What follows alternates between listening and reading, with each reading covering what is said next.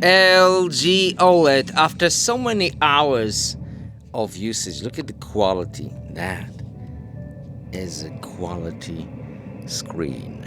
From so many years, it showed me so many beautiful movies, videos, and photos. But it's time to do a test, a monitor test, to seek some burning or imperfections, if there are any.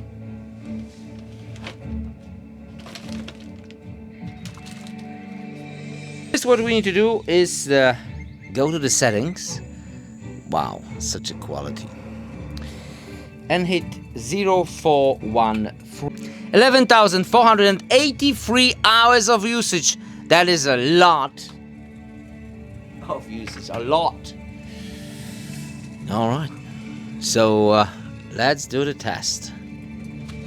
So what I will have to do is go to the Acer monitor test, start, close, and I'm recording with a Sony camera, so it should be great. Let me hit manual focus. All right, black, white, any discoloration, burnings. I see a couple of, wow, a lot of dead pixels, especially at the top, but at the very corner. But that's okay. Don't see any burning. No burning, it's all fine.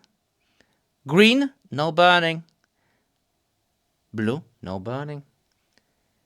Uniformities, 25%, 50%, and 75%. No burning. Color distance, gradients, sharpness. Wow, it's incredibly sharp.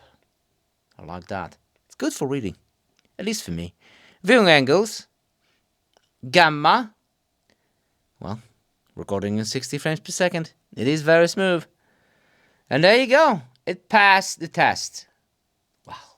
LG OLED, what a fantastic TV.